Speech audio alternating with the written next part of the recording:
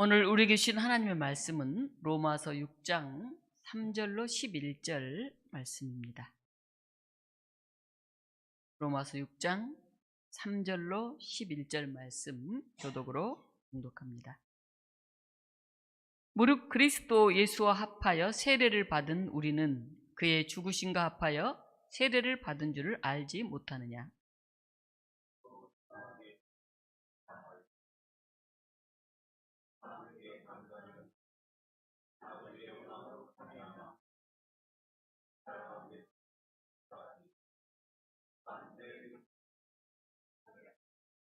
만일 우리가 그의 죽으심과 같은 모양으로 연합한 자가 되었으면 또한 그의 부활과 같은 모양으로 연합한 자도 되리라.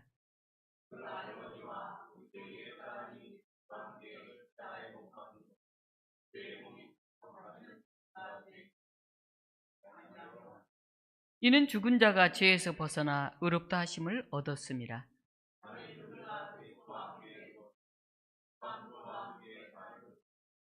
이는 그리스도께서 죽은 자 가운데서 살아나셨음에 다시 죽지 아니하시고 사망이 다시 그를 주장하지 못할 줄을 암이로다.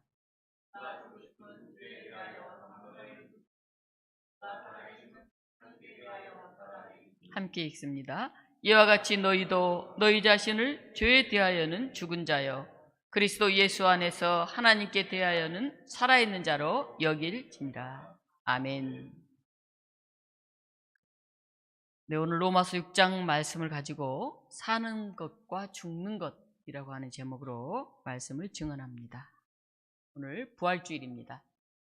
죽임의 세력들로부터 승리하여 새 생명으로 일어난 예수님의 부활 사건을 기뻐하고 축하하는 자리입니다. 어떻게 여러분 삶에 기쁨이 가득 차 있습니까? 아멘이라고 하셨는데 우리 안에 몸이 아픈 사람도 있고 여러 가지 과제를 두고 있는 사람도 있어서 아직 그렇게 기쁨이 가득 차 있지 않는 것 같은 그런 느낌도 듭니다. 봄이 왔지만 여전히 아침 저녁으로 춥습니다. 이상 기온 때문에 4월도 어려움이 많았습니다. 갑자기 내린 눈과 우박으로 식물도 자라기를 멈췄고 또 너무 갑자기 추워지니까 꽃게가 제대로 돌아오질 않아서 지금 한창 꽃게철인데 수확량의 30%에서 50% 정도가 줄었다. 그래서 굉장히 가격이 올랐다. 이런 뉴스를 듣습니다. 그럼에도 불구하고 우리는 여전히 부활의 아침을 맞이하고 또 생명을 노래합니다. 예전에 제가 어느 선배가 개척하는 교회를 갔는데 그 교회 이름이 산자교회더라고요. 산자교회. 그래서 거기 간 이제 후배들이 모여서 아니 이 교회만 산자야? 우리는 그럼 다 죽은 자 교회란 말인가? 이제 그런 얘기를 하면서 서로 웃었던 생각이 납니다. 산자, 왜 이 산자 교회라고 이름을 붙였을까요?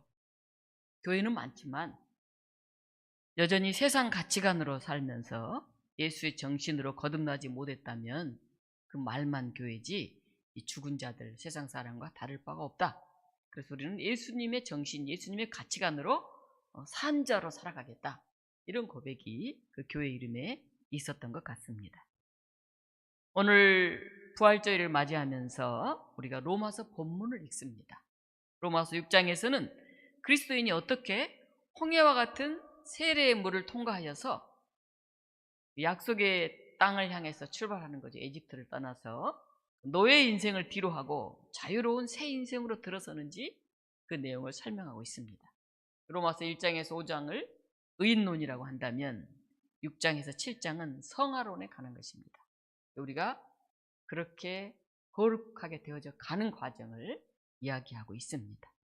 오늘 6장 3, 4절에서는 무릇 그리스도 예수와 합하여 세례를 받은 우리는 이렇게 말합니다. 여기 계신 분들 대부분 세례 받으신 분들인데 세례는 우리의 구원을 상징하는 표시입니다. 세례를 받은 사람이 살아가는 삶의 과정을 우리 기독교에서는 성화라고 합니다.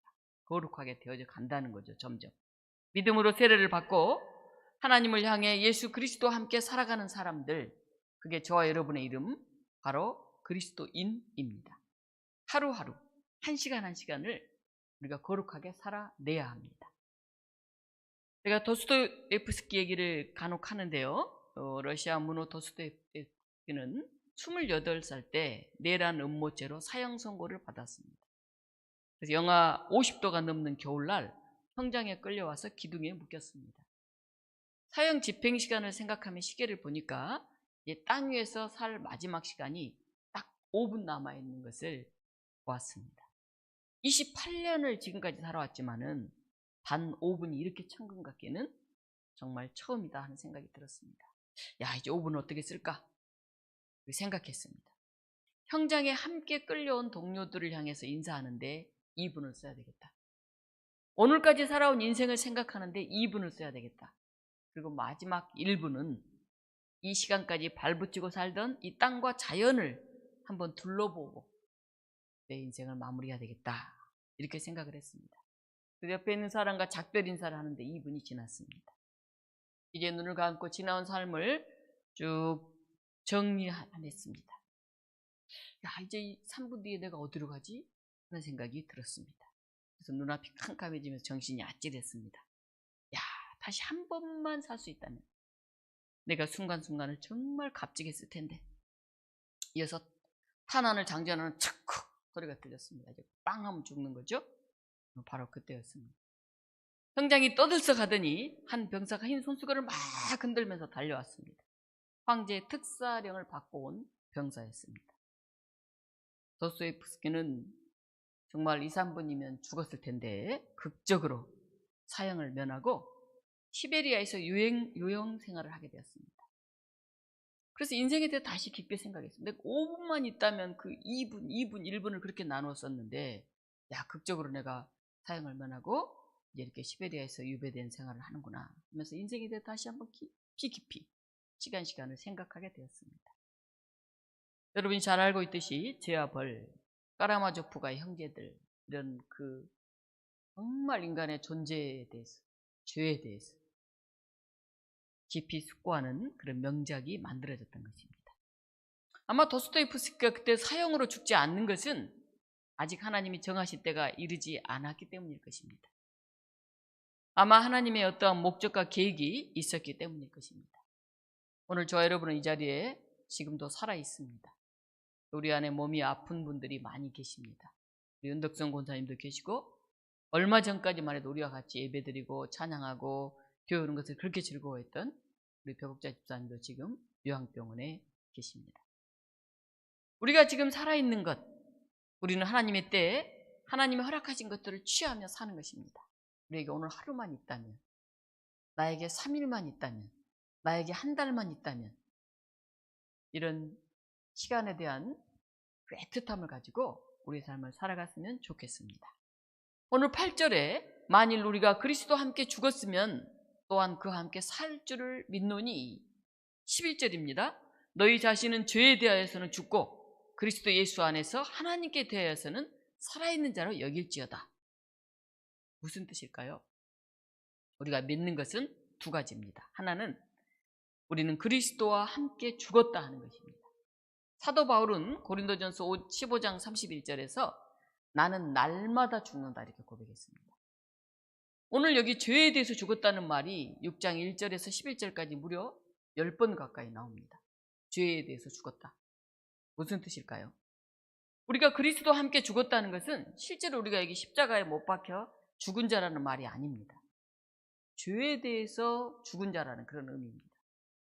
내가 죄에 대해서 죽은 자라고 하는 것을 우리가 믿는 것인데요. 그렇다면 죄에 대해서 죽었다는 것은 또 무슨 뜻일까요? 죄의 유혹 앞에서 어떤 반응도 하지 않는 사람이 되었다 그런 뜻일까요? 아니면 예수를 믿고 믿음을 가지면 그때부터는 죄가 아무리 나를 찌르고 유혹해도 눈길과 마음도 주지 않는 그런 사람이 된다 그런 뜻일까요? 예수를 믿고 믿음을 갖게 되면 죄에 대해서는 호기심도 반응도 없어지고 그냥 무덤덤한 사람이 된다 그런 뜻일까요? 그런 뜻들이 아닙니다. 우리가 육체를 입고 이 땅에 머무는 한 우리가 인간이라고 하면 그럴 수가 없어요. 우리는 늘 죄로부터 유혹을 받습니다. 그런데 죄에 대해서 죽었다 그 말은 더 이상 죄의 명령에 굴복하지 않는, 더 이상 죄의 명령에 굴복할 필요가 없는 자로 우리의 신분이 바뀌었다고 하는 것을 인식하고 살아가야 한다. 그런 말입니다. 어떤 사람이 귀에 구멍이 뚫린 채 노예가 돼서 끌려왔습니다. 옛날에 뭐 전쟁에 지거나 이러면 멀쩡한 사람들도 노예가 되고 있죠.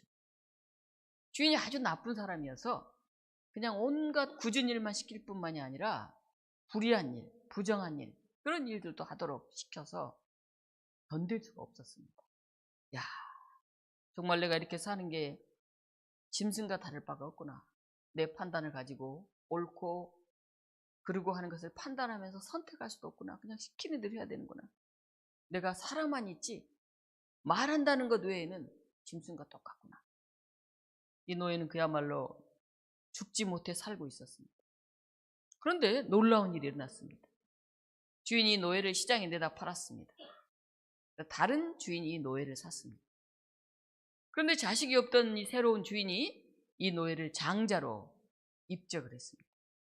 이 노예는 한순간에 또 신분이 바뀌었습니다. 새 주인의 양자가 되어서 그가 이제 심부름을 가는데 어느 날 옛 주인을 만났습니다. 그 나쁜 옛 주인이 자기 수하에서 노예로 있을 때처럼 그를 불러서 나쁜 일을 시켰습니다. 어떻게 할까요? 다른 주인의 양자가 된 이 사람은 그 옛 주인에게 벌벌 떨면서 굽실대면서 명령에 따를 필요가 없죠. 이제 그에게 속한 자가 아니기 때문에. 숫자 4.5와 5가 있습니다. 4.5는 5보다 0.5가 부족해요. 그래서 항상 5보다 더 나는 못나다 이렇게 생각을 해서 5가 시키는 대로 일을 하곤 했습니다. 또 어느 날 5가 4.5 앞에 나타나서 못된 일을 시켰습니다. 그런데 이번에는 4.5가 고개를 뻣뻣이 들더니 그가 시키는 일을 하지 않고 당당하게 말했어요. 나 이제 점 뺐거든. 4.5가 점 빼면 어떻게 됩니까? 45가 됐죠. 그래서 신분이 이제 달라졌어요. 45와 5는 게임이 되지 않는 거죠. 우린 지난날 죄라는 주인에게 고용되어서 죄라고 하는 시커먼 점을 지닌 채 죄가 시키는 대로 살아온 그런 사람들이에요. 그런데 어느 날 우리에게 은혜가 임했어요. 엄청난 값을 지불하고 나를 사서 점을 빼고 양자로 나를 입양해 준 거죠. 그 순간 우리의 신분이 완전히 바뀌었어요. 그렇다면 이제 옛날의 지배자인 죄의 사장이 우리를 찾아 겁을 주고 유혹하고 윽박지르고 설득한다고 해도 우리가 그 말을 들을 필요가 없습니다. 우리는 옛날 그 죄의 노예가 아니에요. 점 뺀 사람이 이제 우리는 다른 사람의 소속이 되었어요. 죄에 대해서 죽은 자라는 말은 바로 이런 뜻입니다. 죄란 놈은 여전히 내 주변을 어스렁거리면서 기회를 타서 나를 넘어뜨리려고 합니다. 그러나 이제 내 주인이 바뀌었어요. 내 신분이 바뀌었어요. 우리는 그걸 인식하고 살아가야 한다 하는 것입니다. 그 옛 주인인 죄에게서 완전히 자유롭게 되었다 하고 우리 그걸 선언하면서 살아가야 돼요. 죄에 내가 나를 아무리 어떻게 하려고 해도 나는 거기서부터 이제 자유를 얻었다. 나는 죄로부터 해방되었다. 이렇게 선언한다는 겁니다. 이러한 삶이 예수 믿는 자에게 나타나야 됩니다. 우리 11절에 보면 여길지어다 그런 말이 있습니다. 죄에 대하여는 살아있는 자로 여길지어다. 이 여길지어다라는 말이 헬라어로 로기조마이라는 뜻인데 믿을지어다, 확신할지어다, 의심 없이 받아들일지어다 이런 뜻입니다. 그래서 오늘 부활주일인데 우리가 죄에 대해서는 죽고 우리 그것을 확신해야 됩니다. 받아들여야 됩니다. 선언해야 됩니다. 나 점 뺐거든? 이렇게 당당하게 얘기해야 됩니다. 그 안에 굴복하고 다시 그리 넘어가서는 안 됩니다. 두 번째, 나는 하나님에 대해서는 살아있는 자임을 드러내야 됩니다. 오늘 본문에 보면 합하여, 함께, 연합 이런 단어가 계속 반복됩니다. 바울은 세례를 설명하면서 이런 단어를 사용합니다. 물 세례는 우리가 성령으로 세례를 받았다고 하는 그런 하나의 징표죠. 우리가 고백하고 세례를 통해 주님과 연합하는 순간 주님이 영으로 성령으로 우리 안에 내주하셔서 우리를 지배해 간다 하는 것입니다. 영역을 점점 넓혀 나가면서 우리로 하여금 더 이상 육체의 소욕을 따르지 않게 합니다. 갈라디아서 5장 16절은 이렇게 말합니다. 내가 이르노니 너희는 성령을 따라 행하라. 그리하면 육체의 욕심을 이루지 아니하리라. 육체를 가진 인간은 육체의 욕망에서 벗어나 해방되기가 쉽지가 않습니다. 그래서 사막의 수도자들은 뼈를 깎는 고통 가운데서 수행을 통해서 이 육체의 욕망에서 벗어나려고 했습니다. 심지어 어떤 수도자는 10년 동안 18m 높이의 기둥 위에 살면서 세상과 떨어져서 하늘을 향해서 거룩한 삶을 살려고 했습니다. 기둥에서 떨어지지 않으려고 그 몸을 막 밧줄로 이렇게 꽁꽁 묶어서 거기서 유지했습니다. 밧줄이 그의 살을 막 파고들어서 피가 나기도 하고요. 10년 동안 어떻게 구해서 삽니까? 냄새가 나죠. 씻지도 못하니까. 심지어는 막 구더기까지 생길 정도로 상처가 생겼죠. 그런데 그렇게 고행을 한다고 해서 우리 죄를 씻게 만드는 옛사람의 습성이 바뀌질 않아요. 저도 보면 젊어서 이렇게 만난 친구들을 보면 나이가 들고 어른이 되면 좀 변했을라나 보면 많은 경우가 별로 변하지 않아요. 그러니까 타고난 성품, 그 스타일, 그 모습은 별로 바뀌지 않습니다. 사람이 바뀌는 건 참 어렵구나 하는 생각을 하게 됩니다. 금욕과 고행으로 잠시 육체의 욕심에서 벗어날지 모르지만 영원히 해방되진 않아요. 기도원에 가서 크게 기도하고 찬양하고 뭐 금식하고 해서 사람이 어느새 달라진 것 같고 오면 아멘 감사 막 이렇게 외치는 사람들도 어느 날 보면 다시 그 욕심 그 모습으로 돌아가 있는 것을 보게 됩니다. 우리를 변화시키는 것은 성령께서 말씀과 기도를 통해서 우리를 변화시키는 것입니다. 꾸준히 우리가 그 과정을 계속해 가야 한다는 것입니다. 초대교회 집사 스데반은 하나님의 말씀에 통달한 사람이었습니다. 사도행전 7장을 보면 그는 믿음의 조상 아브라함부터 시작해서 예수 그리스도 이르기까지 구약 성경 이야기를 쫙쫙쫙쫙 이렇게 거의 외우듯이 하면서 말씀을 전합니다. 그는 성령 충만하여 돌에 맞아 죽는 순간까지도 하늘이 열리고 예수님이 계신 것을 보면서 아주 담대하게 죽어가는 모습을 볼 수가 있습니다. 또한 빌립 집사는 기도하는 사람이었습니다. 주의 사자가 나타나 일으켜 세울 때까지 엎드려 기도하면서 성령의 음성을 듣고 비로소 말씀대로 움직였습니다. 사도행전 8장 29절에 보면 주의 사자가 빌립에게 말하 이르되 일어나서 남쪽으로 향하여 예루살렘에서 가사로 내려가는 길까지 가라. 그 길은 광야라 이렇게 되어 있습니다. 또 사도행전 8장 39절에는 성령이 빌립대로 이르시되 이 수레로 가까이 나아가라 하시거늘. 빌립 집사는 기도하면서 성령의 음성을 들으면서 그대로 실천하는 사람이었습니다. 스데반처럼 말씀에 집중하고 빌립처럼 기도에 집중할 때 우리가 성령의 인도하심을 받고 느끼게 됩니다. 디모데전서 4장 5절에는 하나님의 말씀과 기도로 거룩하여 짐이라 이렇게 기록되어 있습니다. 세례를 통해 우리는 그리스도의 죽음을 본받는 것입니다. 단순히 죽음에 정복되는 것이 아니고 새 생명을 얻기 위한 목적이 있는 그런 죽음입니다. 죄에 대해서는 죽고 은혜와 의로 다시 살아나기 위한 것입니다. 옛사람이 죽고 완전히 새 사람으로 태어나는 것입니다. 그리스도와 죽고 그리스도와 함께 살았던 한 사람을 제가 소개합니다. 일본의 내셔널 파나소닉이라는 전자회사 창업자인 마쓰시다 고노스케라는 사람이 있었습니다. 이 사람은 얼마나 사업을 잘했는지 경영의 신으로 그렇게 불렸습니다. 그는 세계 대공황 때 직원들을 그대로 유지시켰습니다. 그리고 사장이 직접 나서서 노동조합을 세우도록 그렇게 도와주었습니다.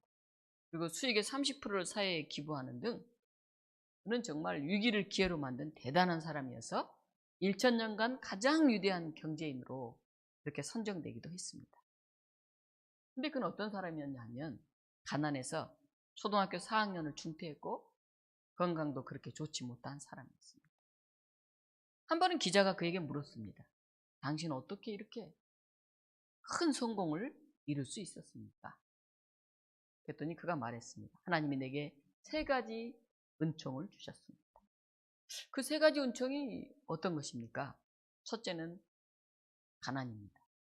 둘째는 가방끈이 짧은 것입니다. 셋째는 건강하지 못한 것입니다. 아니 아무리 한다고 그게 어떻게 은총이란 말입니까? 나는 가난하였기 때문에 가난한 사람의 사정을 알게 되었고 어려서부터 돈이 소중하다는 것을 뼈저리게 느꼈습니다. 그래서 열심히 일했고 근검 전략했기 때문에 그렇게 벌은 돈을 귀한 일에 사용할 수가 있었습니다. 나는 학교를 많이 다니지 못했기 때문에 정말 겸손해졌습니다. 그래서 세상 사람들을 전부 스승으로 여겼습니다. 그래서 만나는 사람들에게서 지혜와 깨달음을 얻을 수가 있어서 좋은 관계를 유지하게 되었습니다. 난 어려서부터 건강이 그리 좋지 못했습니다. 그래서 언제나 내 몸을 조심스럽게 다루었고 건강을 유지하는 데 게을리하지 않았습니다. 사실 마쓰시다 고노스케 씨는 아버지의 사업 실패로 9살 때부터 생업 현장의 사안으로 일하면서 학교를 다녔고요. 그가 초등학교 4학년 때는 부모님들이 돌아가셨어요.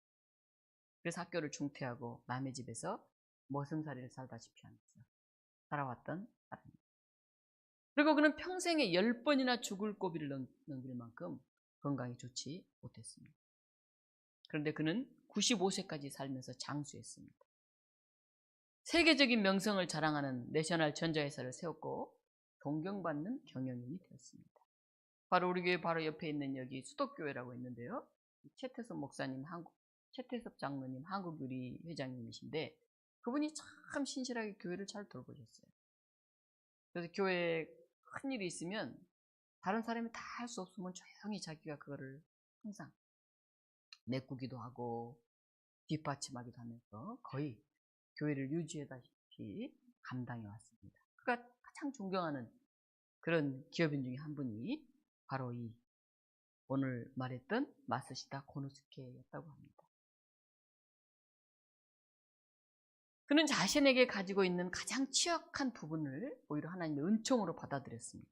그 가장 못난 부분을 은총으로 받아들이고 나니까 그것을 발판으로 삼아 든든히 설 수 있는 그런 믿음과 지혜가 생겨났던 것입니다. 새 생명은 어느 날 갑자기 오는 것 같지만은 많은 인고의 시간을 거쳐서 나타납니다. 겨울의 추위를 이겨내고 눈보라를 이겨내고 거기서 아주 작게 야생화가 피어난 것을 우리는 봅니다. 때로 지치고 상처받은 마음인데 낙심하지 않고 잔잔히 기도하고 타인을 위로하면서 일상을 신실하게 살아가는 그런 사람들의 모습을 통해서 부활 생명이 임합니다. 그 한순간 한순간이 임재하시는 하나님을 만나는 그런 일상이 되어야 할 것입니다. 오늘 우리는 또 부활주의를 맞이합니다. 우리 안에 많은 고난과 아픔들이 있습니다. 어려움 가운데 있는 이들이 있습니다. 그것을 오히려 일상의 감사로, 은혜로, 기회로 만들어가는 그런 우리 교우 여러분들 되시기를 바랍니다. 사랑하는 독립문교우 여러분, 그리스도 안에서 세례를 받고 그리스도에 연합한 사람들이 살아가는 모습, 신실하게 진실하게 살아가는 그런 사람이 되기를 바랍니다.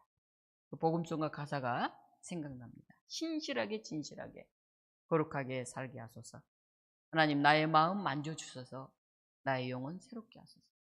하나님 나의 기도 들어주셔서 주의 길로 인도하소서. 신실하게 진실하게 거룩하게 살게 하소서. 죄로부터 해방되어 은혜로 새로운 신분이 된 여러분은 받은 은혜를 소중히 여기고 선용하여서 더 아름다운 열매를 맺는 그런 사람들이 되시기를 간절히 축원합니다. 이 시간 우리 같이 기도하겠습니다. 하나님, 부활절 아침입니다. 우리 안에 여전히 죽임의 세력들이 있습니다. 우리의 삶이 잔잔하게 신실하게 만들어가기보다는 때로는 지치고 힘들고 어려움 속에서 낙심될 때가 있습니다. 우리 안에 성령으로 임하셔서 우리를 새롭게 하여 주시옵소서. 이 봄 다시 한번 약동하는 그런 계절을 만들어내게 하시고 부활의 놀라운 생명이 우리 가정, 우리 교회, 우리 나라에 임할 수 있도록 성령께서 역사하여 주시옵소서. 우리 같이 기도하겠습니다. 하나님, 또 새로운 부활의 아침을 맞이하게 한 것을 감사드립니다. 여전히 우리 마음이 춥습니다. 봄은 왔지만은 여러 가지 해결되지 않는 문제 속에서 우리는 때로는 불안합니다. 근심합니다. 하나님, 우리의 가정을 긍휼히 여겨 주시옵소서. 우리의 교회를 살펴주시옵소서. 어르신들 노년의 삶을 살아가시는 몸이 불편한 환우들이 많이 계십니다. 하나님, 한 분 한 분 붙들어 주시고 위로해 주시고 하늘의 소망을 간직하게 하셨어요. 어떤 처지와 아픔 가운데서도 주님의 놀라운 부활의 새 생명을 얻고 살아가는 저희 모두가 되게 하여 주시옵소서. 하나님의 나라의 민족을 위해서 기도합니다. 주님 나라가 여러모로 어려운 과정에 있습니다. 하나님 한 걸음 한 걸음 여기까지 인도해 오셨사오니 이 봄을 넘어 또 새로운 역동하는 5월, 6월 새로운 계절을 향해 나아가는 이 나라, 이 민족이 되게 하여 주시옵소서. 하나님, 세계가 여러모로 어렵습니다. 아직도 갈등과 전쟁, 분쟁이 있습니다. 하나님, 이 세상에 평안을 주시고 정말 하나님 창조하신 그 아름다운 세상을 회복해 갈 수 있는 저희 모두가 되게 하여 주시옵소서. 생명의 하나님, 감사드립니다. 우리가 죄에서 해방되고 죄로부터 자유함을 얻고 그것을 선포하고 누리는 저희 모두가 되게 하여 주시옵소서. 새로운 신분이 된 우리가 받은 은혜를 소중히 여기면서 예수 그리스도의 부활 생명을 누리고 나누는 복된 삶이 시작되게 하여 주시옵소서. 예수 그리스도 이름으로 기도하옵나이다. 아멘.